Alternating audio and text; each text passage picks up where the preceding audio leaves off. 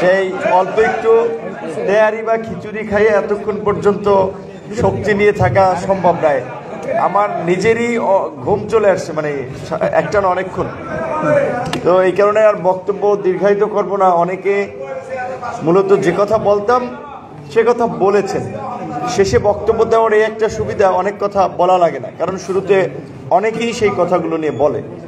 প্রথমে আজকে শ্রমিক অধিকার পরিষদের এই প্রতিনিধি সভা, এই গণ অভ্যুত্থান পরবর্তী একটি সফল প্রতিনিধি সভা, যদিও শুরু হয়েছে দুপুরের পরে, যে কারণে আপনারাও দূর থেকে এসেছেন।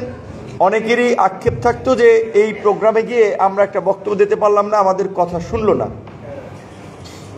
যে কারণে আপনাদের অনেকের কথা শুনেছে, এবং এখানে যারা অতিথি হিসেবে আমাদের দল ও অঙ্গ সংগঠনের নেতৃবৃন্দ ছিলেন তারাও কিছু কিছু কথা বলেছে।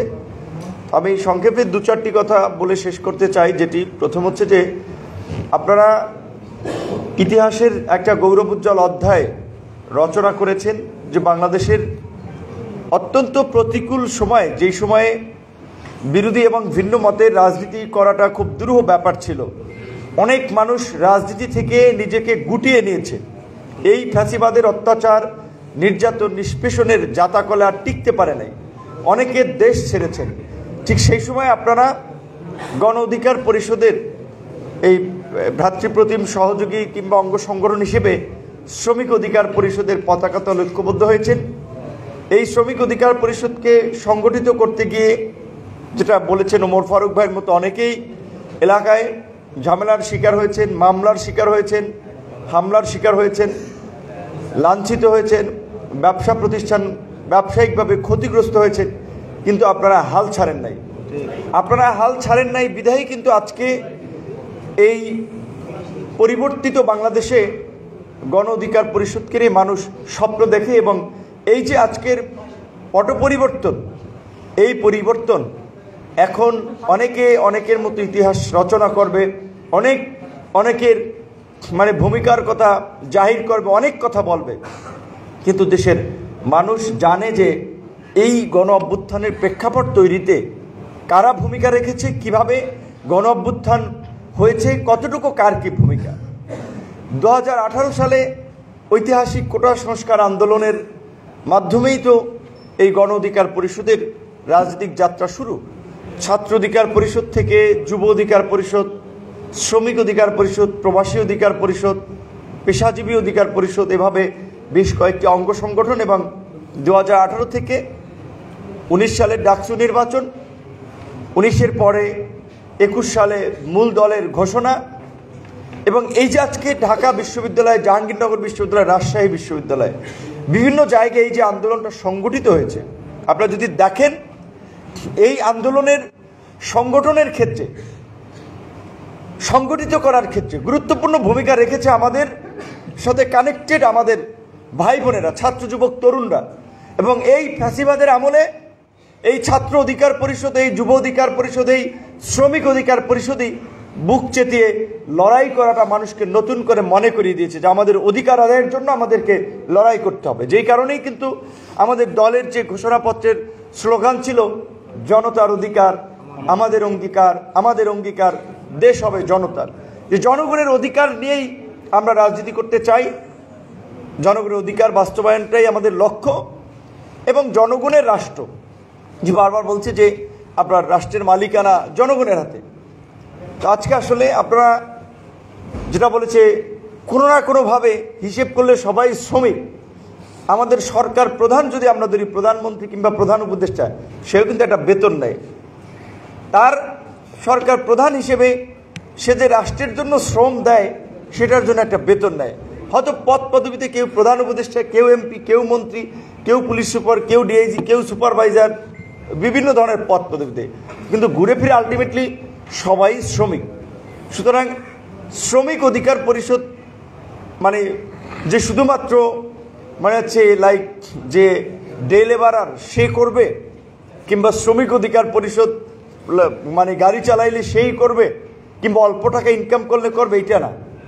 আমাদের বাংলাদেশেরই যদি বড় বড় শ্রমিক সংগঠনগুলোর দিকে দেখেন, বিএনপির সর্বোচ্চ ফোরাম, তাদের স্থায়ী কমিটির সদস্য নজরুল ইসলাম খান সিনিয়র মানুষ, মুক্তিযুদ্ধের সংগঠক এবং উচ্চশিক্ষিতও, কিন্তু তিনি কিন্তু এই শ্রমিক দলকে সংগঠিত করা, শ্রমিক দলের প্রধান সমন্বয় করা, সামগ্রিকভাবে কাজ করছেন। এবং সাবেক প্রধানমন্ত্রী বেগম খালেদা জিয়ার সহকারী শামসুর রহমান শিমুল বিশ্বাস কিংবা আওয়ামী লীগের সময় ছিল শাহজাহান খানরা, যদিও এটা ঠিক যে যারা শ্রমিক অধিকার পরিষদের দায়িত্বে থেকেছেন বা নেতৃত্বে ছিলেন, অনেকেই শ্রমিকদের স্বার্থ না দেখে নিজের স্বার্থ দেখেছেন। যে এই করোনাকালে আমরা দেখেছি যে এই যে বাস স্ট্যান্ড থেকে, টেম্পো স্ট্যান্ড থেকে প্রত্যেক দিন যে টাকা ওঠে, সারা দেশে মিলিয়ে কোটি কোটি টাকা ওঠে, শ্রমিকদের কল্যাণের কথা বলে এই টাকাটা উঠানো হয়, ড্রাইভারদের কল্যাণের কথা, কিন্তু এই টাকা কোন কল্যাণে ব্যয় করা হয় কোনো মায়ের পুত জানে না। খালি দিয়ে যাইতেছে, খালি দিয়ে যায় কিন্তু জানে না, খোঁজ নেয় না। মাঝখানে আপনারা একটু নাড়াচাড়া দিয়েছিলেন, তাই অনেকে আপনাদের প্রতি ক্ষুব্ধ হয়েছিল, রুষ্ট হয়েছিল। কিন্তু আপনাদেরকে আমরা অনুরোধ করব, আজকের এই যে নতুন ইতিহাস বাংলাদেশের 53 বছরে এই ছাত্র যুব শ্রমিক এই অধিকার পরিষদের মাধ্যমে এই নতুন ইতিহাস রচিত হয়েছে। আজকে যদি এই গণ অভ্যুত্থানের প্রেক্ষাপট রচনা করে কেউ কলাম লিখতে চায়, ইতিহাস লিখতে চায়, এই আমাদেরকে বাদ দিয়ে কি ইতিহাস লেখা সম্ভব? সম্ভব না। এইটার প্রথম সূত্রপাত আমরা করেছি এবং এই আন্দোলন করতে গিয়ে এই যে আমাদের অনেক নেতৃবৃন্দ এইখানে আহত হয়েছেন, হামলার শিকার হয়েছেন, নানানভাবে ক্ষতিগ্রস্ত হয়েছেন। আমরা কখনোই শুধু আমাদের কথা বলি নাই, আমরা গোটা দেশের মানুষের কথা বলেছি।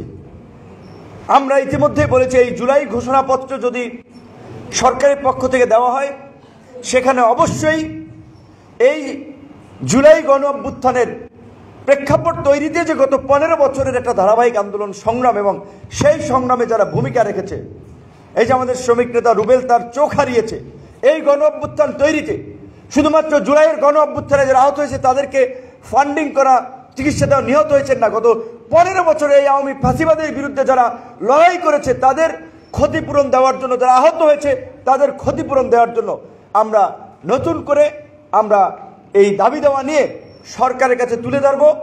সরকার যদি সেটা না মানে আমরা বাধ্য করাবো।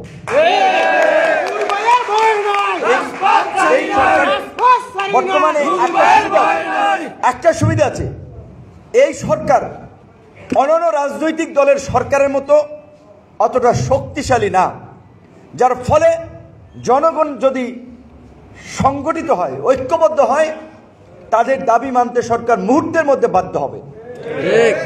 এখন হচ্ছে আমাদেরকে সংগঠিত হতে হবে, আমাদেরকে ঐক্যবদ্ধ হতে হবে নিজেদের অধিকার আদায়ের জন্য। এবং যেহেতু আমরা রাজনীতি করি শুধুমাত্র নিজের অধিকার না, সকলের অধিকার নিয়ে আমাদের কথা বলতে হবে। যেই কারণে আমরা বলছি যে গত এই 15-16 বছরে ফ্যাসিবাদের বিরুদ্ধে লড়াই করতে গিয়ে যারা হামলার শিকার হয়েছে, মামলার শিকার হয়েছে, পা হারিয়েছে, হাত হারিয়েছে, পঙ্গু হয়েছেন, নিহত হয়েছে, তাদের প্রত্যেককে যথোপযুক্ত ক্ষতিপূরণ দিতে হবে, সেই দাবি আমাদেরকে তুলতে হবে। আমরা যে কেন্দ্রীয় প্রতিনিধি সভায় কথা বলছি, আপনারা জেলা উপজেলায় যেখানে কথা বলবেন এই দাবিতে কথা বলবেন, মানুষকে সংগঠিত করবেন, মানুষকে জানান দিবেন। কোনো দল ওইভাবে বলছেন, আমি ভাবছিলাম এটা বিএনপি জামাতের কাছ থেকে আগে আসা উচিত ছিল, কারণ তাদের নেতাকর্মীরা সবচেয়ে বেশি ক্ষতিগ্রস্ত হয়েছে, কিন্তু এখন পর্যন্ত কেউ বলে নাই। জুলাইয়ের আন্দোলনে যারা হামলার শিকার হয়েছে, গুলিবিদ্ধ হয়েছেন, রক্ত ঝরিয়েছেন, অবশ্যই তাদের নিয়ে আমরা গর্ব করি, অহংকার করি, তাদের প্রতি আমাদের শ্রদ্ধা ভালোবাসা আছে। 15 বছরে যারা লড়াই করেছে, এই যে এই 28 অক্টোবর সেদিনও তো ফ্যাসিবাদের বিরুদ্ধে এক দফার আন্দোলনে আমাদের শ্রমিক নেতা রুবেল চোখ হারিয়েছে, সে তো তার পারিবারিক সমস্যা নিয়ে, ঝামেলা নিয়ে আন্দোলন করে চোখ হারায়নি। তাহলে জুলাইয়ের এই কয়েকদিনের আন্দোলনের তারা স্বীকৃতি পেলে সে কেন পাবে না? লড়াইটা তো একই কেন্দ্রবিন্দু ছিল, ফ্যাসিস্ট হাসিনার পতন এবং গণতান্ত্রিক বাংলাদেশ। আজকে ইতিমধ্যে আমাদের পূর্বের কিছু বক্তারা বলেছেন, অবশ্যই এটা ঠিক, আমি ইদানিং কথাবার্তা কম বলি, মিডিয়ায় অনেক কথা বলতে চাই না আসলে, কারণ হচ্ছে কথা বললে সরকারের ব্যাপক সমালোচনা করা লাগে, সরকার উপদেষ্টাদের ধরা লাগে, মাঝে মাঝে সাথে বিব্রত হয়েছে, না একটু কাজ করুক।